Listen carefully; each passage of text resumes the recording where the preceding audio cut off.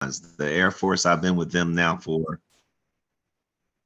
okay, oh, that jumped in I on me. just I just started the recording, Dr. Mario. Sorry. Okay, no problem, no problem. But I've been with the Air Force now for 24 years is coming up on, and whew, next month I will have officially been with the city for 30 years. So quite a long, extensive history as far as my work history. Hey, One of the Professor things I Gray. tell people, hey, how you doing? Good. Good to see you, sir. Good to be seen. One of the things I like to tell people is that credit is something that I don't consider myself, oh my God, I'm a professional in this. Credit is something that I am very passionate about. I have learned very hard lessons in my life. And one of the things through my life, I feel I am blessed where I'm at, hence my shirt, I'm blessed. I like to pass along that knowledge. If I have bumped my head, made some mistakes in life, I like to pass it on so that people around me, people like you, can benefit from my mistakes and my lessons. I've gone through classes, I have read books, I have been a part of different seminars to where, you know, I was taught things, because to me, credit wasn't something that was brought to me when I was coming up. It was, they just said, just pay your bills and that's how you get good credit. And that was pretty much it. But what I hope to do now with this is to make you educated consumers of credit, to give you the tools and the base that you need to where even if in your older life you stumble upon something, you have a hiccup somewhere, you can go back and look and say, okay, I made some mistakes. I have the knowledge and the basis. How do I improve my situation where I am? Can't go back and erase something, but from where you are, if you have the proper tools, you can always work to improve your situation. And that's what I hope to give you tonight. Any questions for me before I get started? Yes, I have a question. Mm-hmm. You say you weren't professional when it comes to credit. But what do you think credit means to you? What do I think? What the part cut out? I'm sorry. Oh, sorry. You said you weren't a professional in credit. That led me to a question. What do you think credit means to you? Credit encompasses a whole lot to me. It's, I mean, the definition of it, they get into, you know, basically you want something from somebody else. But basically, what the way I like to sum up credit in a nutshell, it's your reputation. That's basically what it is. You're building something to where people are going to look at you and say, can I depend on you for this? That's basically what it's coming down to, your reputation, and the way I like to sum it up. Thank you. Mm-hmm. Anybody else? You know how you said the reputation, like, let's say you had bad credit, like, I know that you can't like really buy like fancy things like cars or houses, but if you were to have bad credit, what other bad things like would come along with that? Good questions. And I don't want to give it away. We're going to get into that tonight. You know, some of the things that the repercussions that come up with that. We're also going to have a little game we're going to play to get everybody involved with that. Because one of the things I also like to tell people is that we don't get to choose our consequences, only our actions. So if you make a bad choice, it has consequences that somebody else is going to make for us. So that's why I want to give you all the tools so that you make educated and fiscally responsible decisions.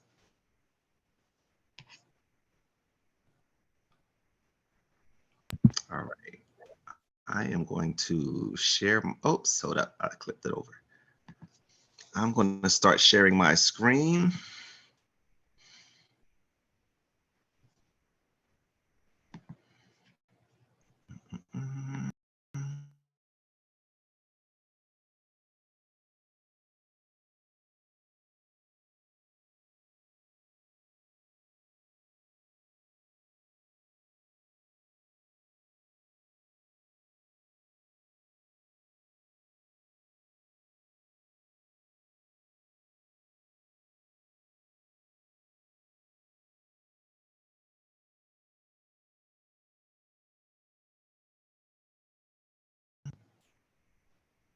All right. Can everybody see my screen?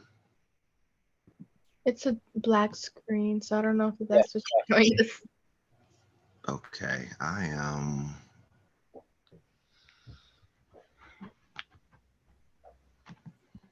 All right. I'm not sure. I Yeah. can't play It said my. you are sharing, but it's just black. So Yeah, maybe you should stop sharing your screen and then share it Okay. back again. Or if not, just close the tab and then reopen it. All right. Let's try it that way. Okay. go I ahead, stopped IT sharing. department. I know, right? And I'm sitting here, she got her camera on today. Okay, Maria Elena. No, I finally got it fixed. You know what? Like, I don't know why Safari wasn't letting me open it. So I was like, you know what? I'm getting tired of this because I want my credit for the end of this course. So I was like, let me download Google Chrome. And Google Chrome, that's my homie right there because that really helped me. Like now it's working. So yeah. Awesome. All right. Is it working now? No. No. No, What is going on? it's still black. You sharing from like PowerPoint or No, I have a Chrome? slideshow up. But it's not. It does seem weird over here on me for some reason over here. It's not. Maybe it's just the app because sometimes it happens to the app. Maybe if you like email yourself the thing and then you just open it through the email. Did you start the presentation already? I do have it up, but it's you can't see. I was trying to share my slides and it's not letting you see what I'm seeing. Maybe if you're in present mode, maybe exit the presentation mode and then go back into it. Okay, let's see. Right, and you should probably choose your entire desktop because it might be that you're choosing like one section, whereas you might need to choose your entire desktop so it shows everything. Yeah, I chose the one that says entire screen.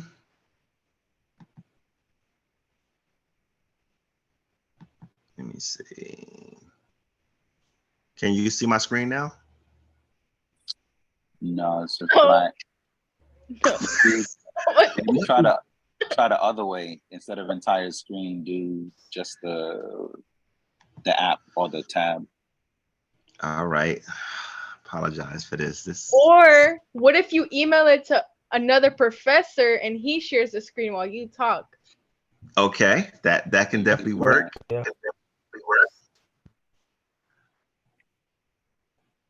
All right. Apologize for this. This was not supposed to.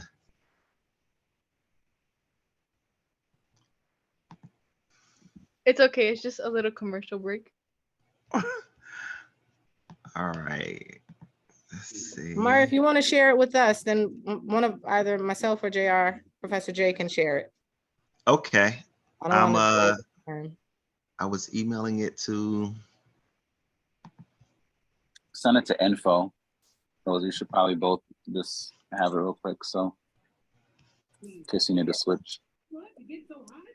And JR, actually, if you open it, you can make him the presenter from your screen or from your once you open it. You know what I mean? Once you share, you can make him the presenter so he can still toggle through. Is it in Google? No, I mean, No. like when you open it up in Zoom, you can switch it so that he can still present and click through the slides. Really? Oh, Yeah, okay. yeah. Because I may have to step away, but I just in case. Why is it not? Oh. All right. This is bad. And Mario, did Zoom ask for permission to record the screen? Because I know sometimes Yes, that it needs to be did. reset. Okay. It did, but it's okay.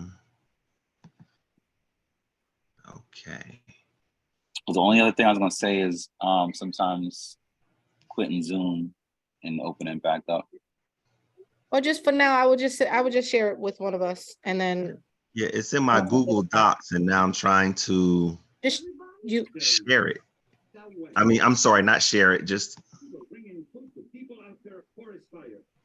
Okay, here we go. Ooh. Then we remember we had passed a community garden on the road.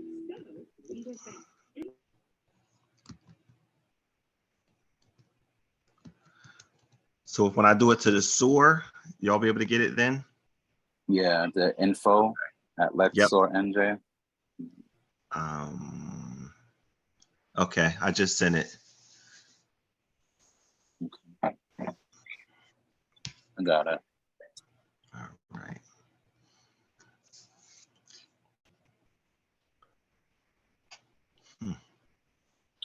I will put in presenter view.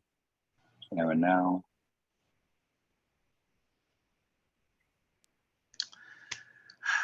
It's a shame though, because it's something I don't have in there on one of my tabs, and we'll see if that'll. I may have to send you that link. Oh, okay. Because it's interactive. Let me see. Rosie, what was that feature called that you was talking about? So for now, I can navigate for him, and then or can we navigate for him, and then I'm gonna look for it. Sure. Okay. This is the overview of what we'll be talking tonight, getting in some credit basics again. I know it'll be some of a review for some of you. Hopefully you remember what you talked about in the basic class, but we're going to review, we're going to reinforce, and hopefully we're going to expand on those things. Establishing your credit, improving your credit, talking about why it's important. We're going to talk about some business credit, and at the end, I like to give people a savings plan example. You should always have a plan for your savings and your emergency funds.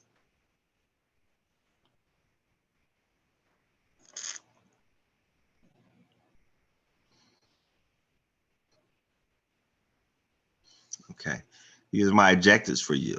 You're going to be able to define what credit means, identify why it's important. You're going to understand the difference between credit and debit cards, employing some tips and strategies to monitor and improve your credit, and again, establishing your business credit.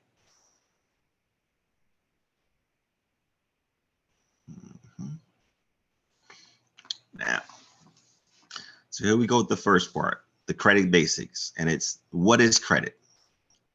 And it's the definition that they have online. It's the ability to borrow money or access goods or services, and with the understanding that you're going to pay them back later. It's the same thing. Most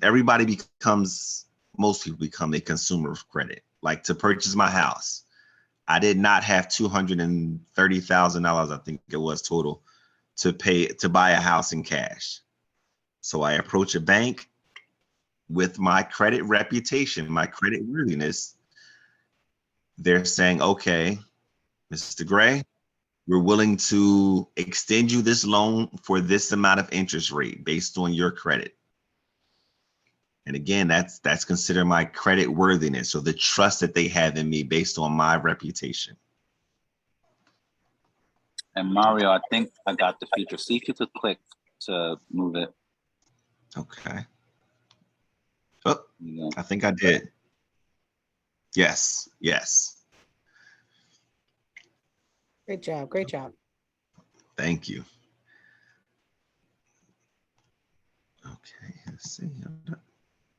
At least I thought it did. Now it's not.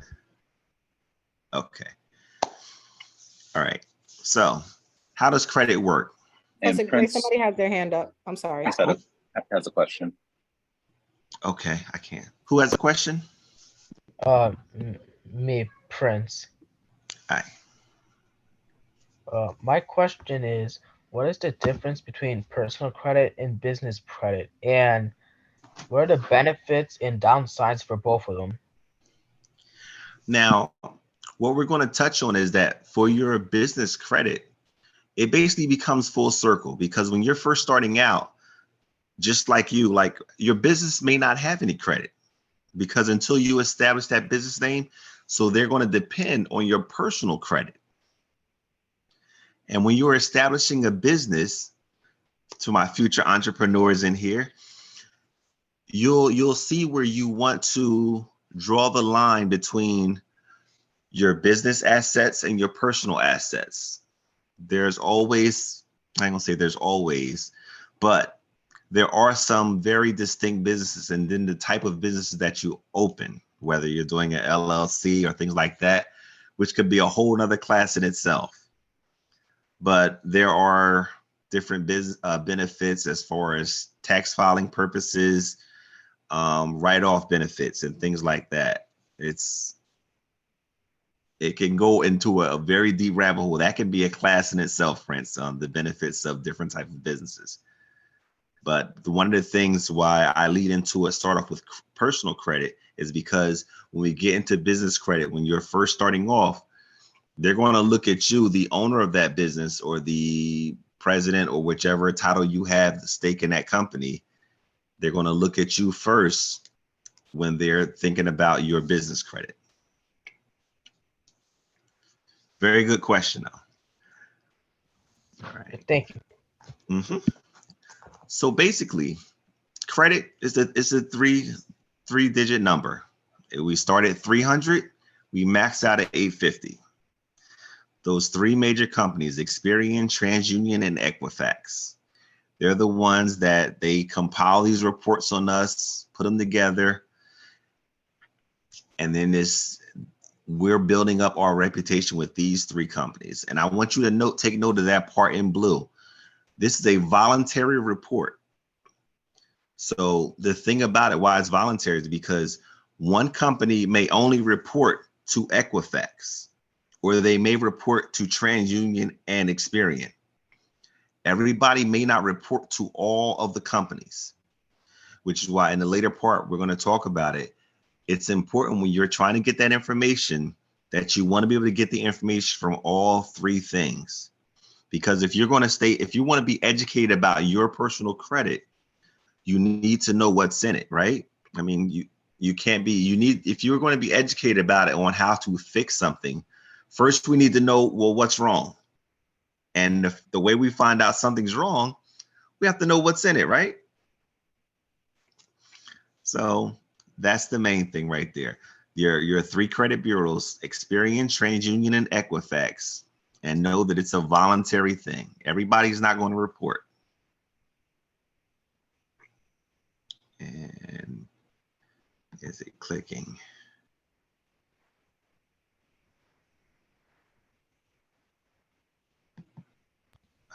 Oh, so that I clicked too far. All right. Also in the crazy basics. I don't know. Have any of you actually looked at a credit report yet? I see an example of one, but I never truly looked at one. Okay. Anybody else? Samuel, Jada, or Arlena? I'm not too sure what that is. Yeah, me neither. I mean, no, I know what a credit report is, but like I was about to say, you better know. Y'all learned it in the fundamentals. Yeah, I know we did.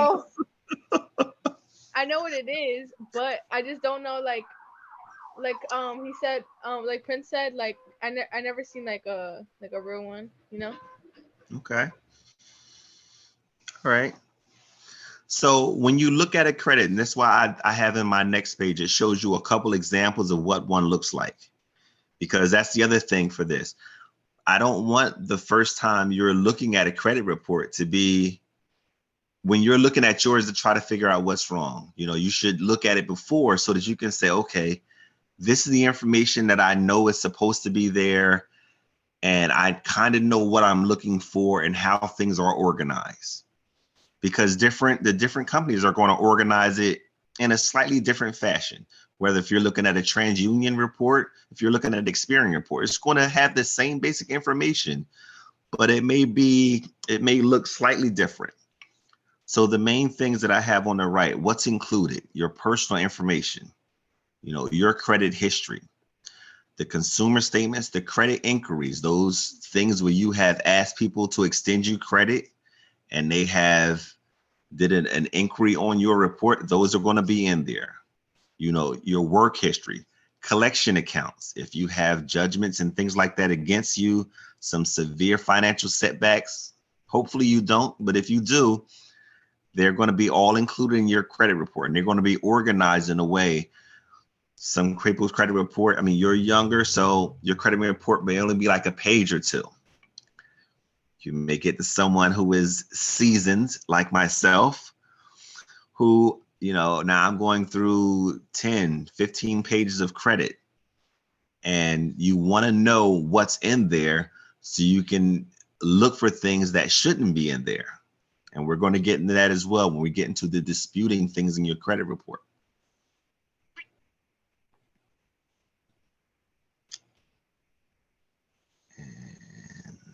Wait, the public records, they include like, let's say like, you go to jail or something. That would be in there. Some incarcerations can be in there depending on, I forget where they draw the line on it, but there can be some judgments and things like that that are against you that's in there. Yes, foreclosures and things like that,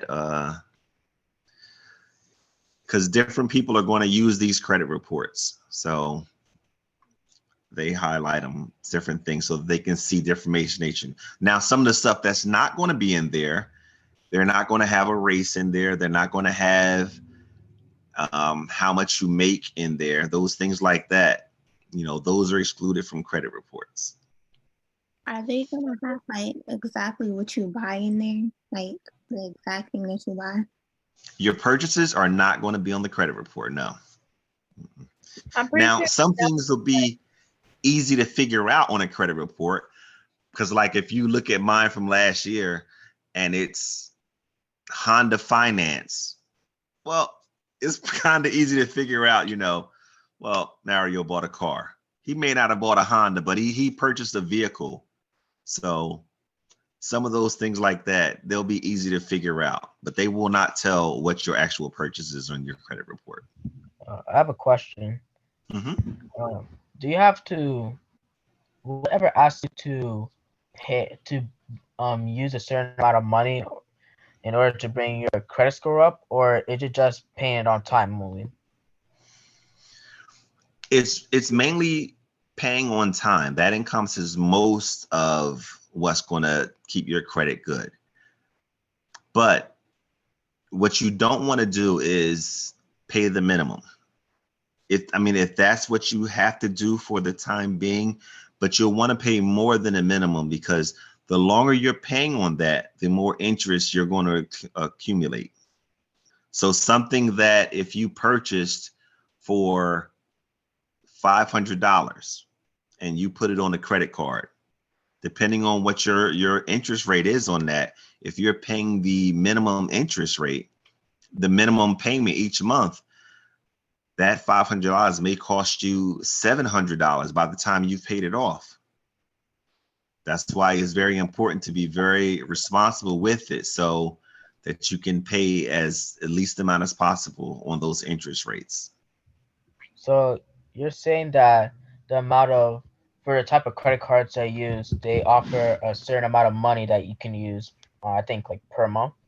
You're saying that you have to pay at least a good amount of it, or just say half of what they ask, if that makes sense. So let me give you an example. So the first thing when you're looking at your credit card, they're going to give you a credit limit.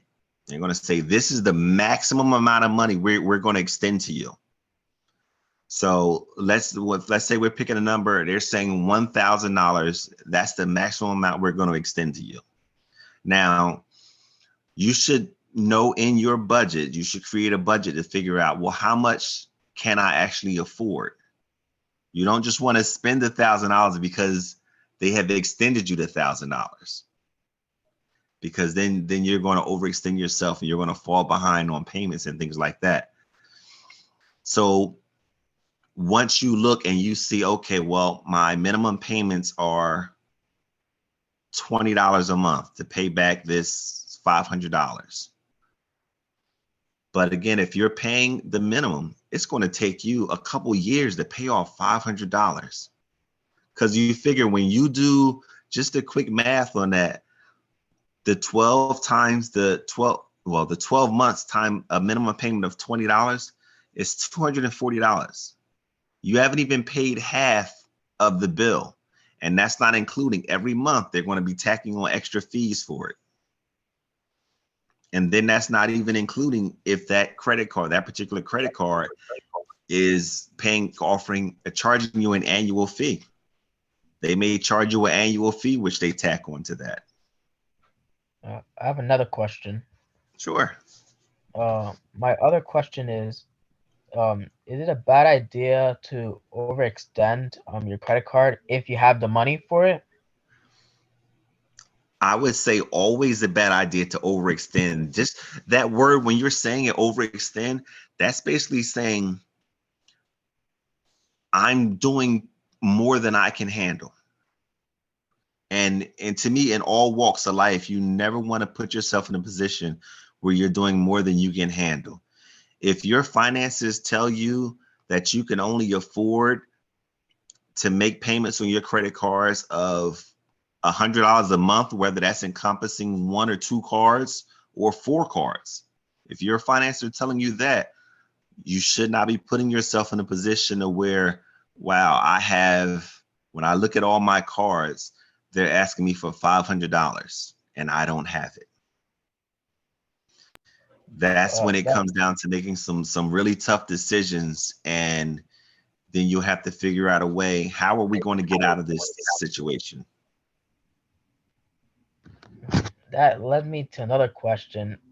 Should I wait for a slide presentation to ask the other question, or am I able to say it now? Well, it all depends, because some of the stuff that you're asking, we are going to get to in a couple other slides. But I mean, I like the feedback and the inquisitiveness, because credit is extremely important. What do you have? I guess this will be my last question, and then let's go back to presentation. My last question is, say you have 4 credit cards, can't you just use credit cards to pay for balances on the previous one, or is that a bad idea? Now that, in what my day when we came up, was called robbing Peter to pay Paul. And basically what happens when you do that, you don't really have an out. You find yourself in a circle, basically like a hamster in a wheel. It's a never-ending cycle at that point. And so, but when you get the credit cards, your end goal should be, I'm paying these off. I want to get to a point to where I don't have a balance. You don't want something that you're going to be paying on forever. So now there are situations to where I can definitely think in my past when I had to get a project done at the house. And what happened, I had one of my credit cards that offered me a 1-year 0% interest. So what I did was I took the balance from the one that was charging me interest, put it on the 0%, then I used that year to pay off that credit card. Because again, the goal is to pay the least amount of interest as possible. Wait, credit cards, they want you to pay the most amount. How did you put it on the 0%? Like, so all I did with one of the things that was offered with my card, I had a balance on one card, and I contacted them, told them the account number, and I just transferred the balance from card A to card B. Now, the thing about it with that, there was a fee. I think they charged me $50 or $75. I think they charged me to do a balance transfer. But when it came down to it, that $50 was much less in interest that I was going to be paying on the other card. Wait, to get it on my 0%. Wait, for the other card, like, did you have like the other card longer? That's why you didn't have to pay as much interest fee, or was it the opposite? It Where was actually the opposite. oh, it was a new card. Because see, what happened is the new card wanted my business. That's the thing. Once you get yourself and in certain situations, and sometimes just depending on where you are, where you work, credit cards will seek you out. They want your business. So they offer me an introductory rate of 0% just to get me in. Now, the thing about it, you don't have to take all of those hooks, those angles. But what it was, the situation I found myself in, since I wanted to pay off that other card, I used their introductory rate. I'll take you at 0% and pay it off before that year is up. Oh, I see a hand up. If you have a credit card and you're doing bad, can you like cancel it and get a new one, or and like Now, completely erase all the bad stuff and then get a new one? it will not erase the bad stuff. No, it will not. And we're going to talk about canceling cards in a couple more slides, but that's something you have to be very careful on, especially if it's a card you've had a long time. When you cancel cards, doesn't that make like your credit? Doesn't it make you look bad instead of good?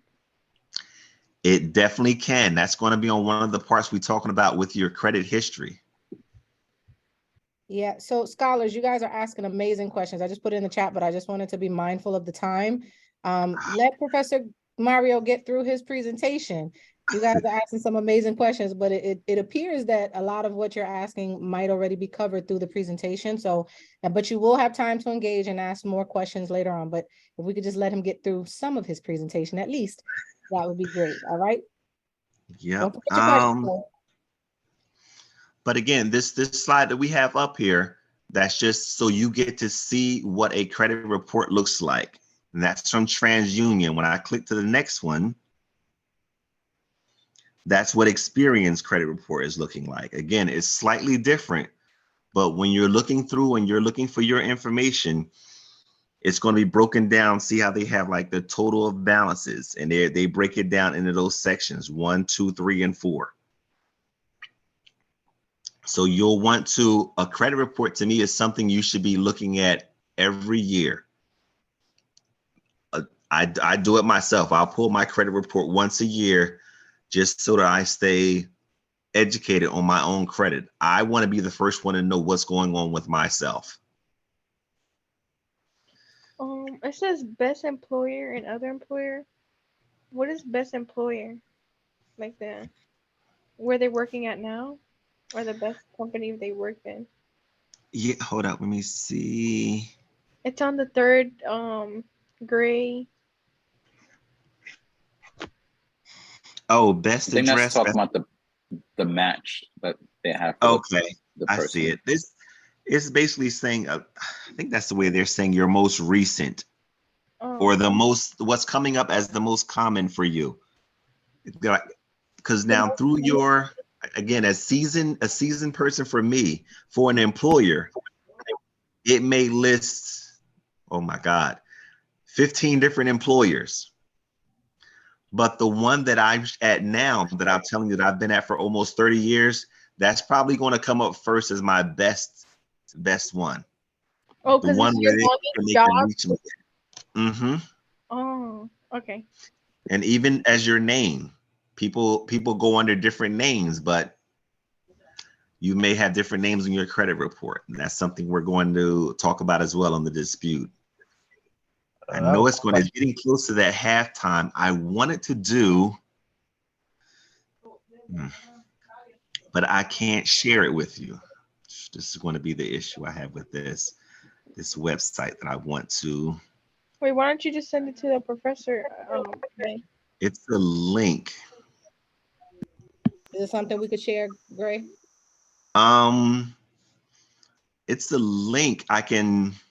You can just text it or email. Well, email it preferably, and then we can just open it up in the browser.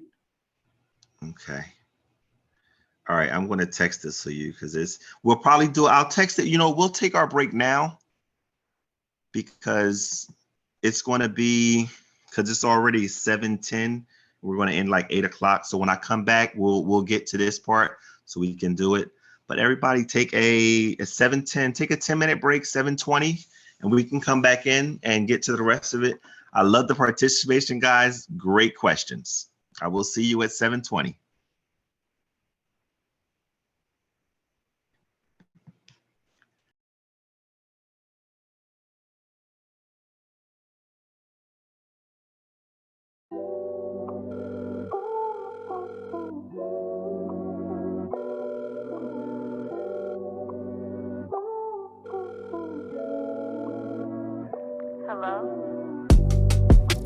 See, I'm sitting down in my whip and I'm just trying to figure out who I can go to church as I is. I mean, as I am. I'm not a bad guy. I've been telling all of my partners it ain't no scam.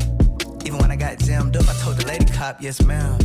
And I just had a court case. Why you judging me too? That ain't even what the Bible say. You supposed to love me too. I was in the mud. You supposed to pull me up. You just drugged me through. I was popping all the pills. You ain't pray for me. You just drugged me too. Coming up, I was bumping that cross movement. They was still calling it thug music. Gospel gangster when I'm walking in. You want the fake daps and fake hug music. When they hear the strip club music, they gon' get the instrumental. If I play fettuccine for the strippers, I bet they get real sentimental. Life is like a box of colored pencils. You're trying to write the rules with no utensils. You looking so stupid, plain and simple. You might as well vandalize the temple. You might as well go to heaven and tell God, move, step aside, allow me. That's crazy. You ain't finna get struck around me. And I know Christ died for us, but that ain't make you king. I put it on angel wings. I'm telling you, why you giving me the runaround? We on the same team. Why you keep crabbing on my lifestyle? That's Eugene. See, look, I don't wanna just walk around feeling sad inside. That's blue jeans. Yeah, I don't care if y'all sitting there watching me. That's Ustream. I don't care about your made-up philosophy. I read Proverbs, fool. What you mean get up off the stage right now? You came to my concert, fool. It ain't even gotta be like this, but I'm fed up, man. They be saying I'm prideful when I got my head up, man. Why you tryna come fight me? You ain't squared up, man. I don't want no smoke, cause the gang might tear it up, man. I feel like my spiritual walk is a lot better than where it was. I think because I did grow up in the church and I had this, it was like this pressure to go every Sunday.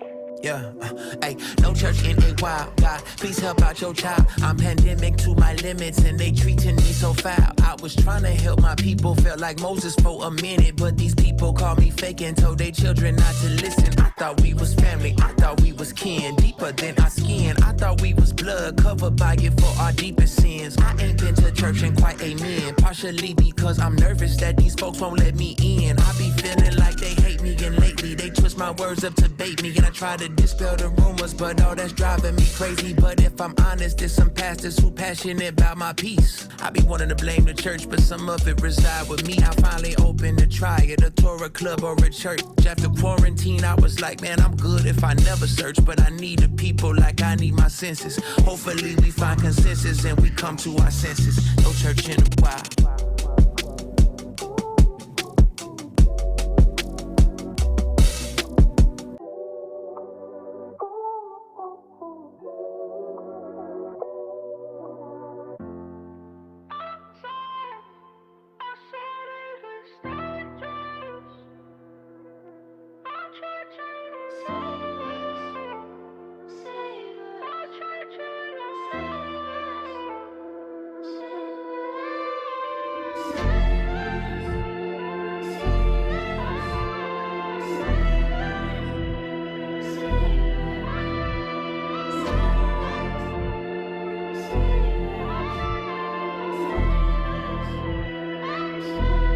Invested so much in this game, I'm just wondering where's all my profits?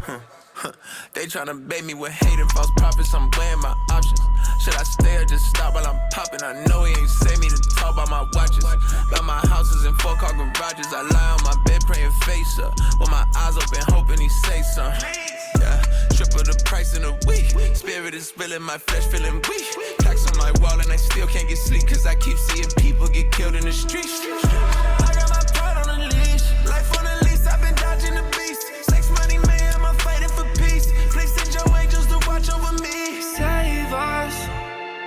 When did I fall asleep? Father, wake us. Gotta be more than dreams, won't you save us? Mercy on full, heaven's an open door.